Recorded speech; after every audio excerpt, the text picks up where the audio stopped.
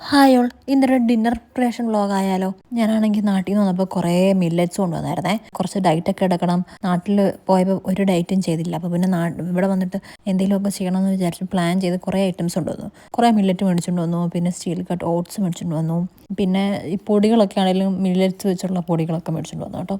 അങ്ങനെ പിന്നെ ഇന്ന് കുറച്ച് കീൻവ ഉണ്ടാക്കാമെന്ന് വിചാരിച്ചു, ഒരു സാലഡ് പോലെ. അപ്പോൾ ആദ്യം തന്നെ കീൻവ അടുപ്പിലോട്ട് വെച്ച് വെള്ളം ഒഴിച്ച് വേവാൻ വെച്ചു. ഒരു 20 മിനിറ്റോളം വേവണം. അത് കഴിഞ്ഞിട്ട് ചിക്കൻ ആണെങ്കിൽ എയർ ഫ്രയറിലോട്ട് വെച്ചു, ഒന്ന് ഫ്രൈ ആയിട്ട് കിട്ടാൻ വേണ്ടി.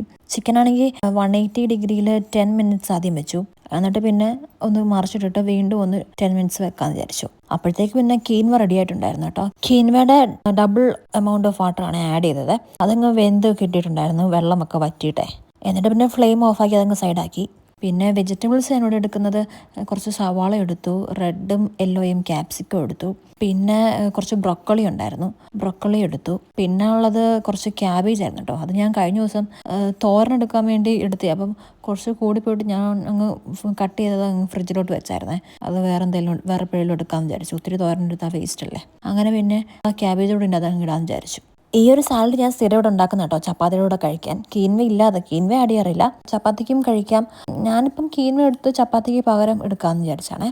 അങ്ങനെ ആദ്യം തന്നെ പാൻ വെച്ച് കുറച്ച് ബട്ടർ ഇട്ട് സവാളയും, ആദ്യം സവാള ഇട്ട് കുറച്ച് നേരം കഴിഞ്ഞപ്പോഴത്തേക്ക് പിന്നെ ബ്രൊക്കോളി അങ്ങിട്ട് കുറച്ച് ഉപ്പിട്ടായിരുന്നു കേട്ടോ, ഒന്ന് വെന്ത് കിട്ടാൻ വേണ്ടി. ആദ്യം വേവില്ല, ജസ്റ്റ് ഒന്ന് സോട്ടായി കിട്ടിയാൽ മതിയല്ലോ.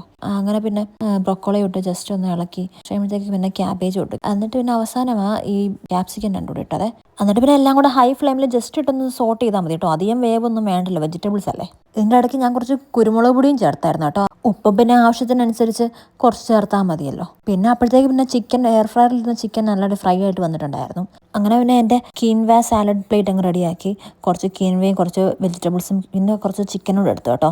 പിന്നെ ബാക്കി കുറച്ച് കീൻവ വന്നായിരുന്നു കേട്ടോ. അത് ഞാൻ ആ വെജിറ്റബിൾസിനകത്തൂടെ തന്നെ അങ്ങ് ആഡ് ചെയ്ത്, അങ്ങനെ അറിയത്തൊന്നും ഇല്ലല്ലോ. പിന്നെ ഇത് ആ ചിക്കനോട് ഇതിൻ്റെ അതോടെ മിക്സ് ആക്കി. ഇത് നല്ലൊരു ഓപ്ഷൻ ആട്ടോ, ചപ്പാത്തിക്ക് കഴിക്കാനും നല്ലതാണ്. നമുക്ക് സാലഡ് മാത്രമായിട്ട് വേണമെങ്കിലും കഴിക്കാം. എല്ലാ ദിവസവും ചപ്പാത്തിക്ക് കറി ഉണ്ടാക്കി മടുത്തിട്ട് ഞാൻ കണ്ടുപിടിച്ചൊരു ഐറ്റം കേട്ടോ ഇത്. നല്ല കളർഫുള്ളും ആ ടേസ്റ്റിയുമാണ്.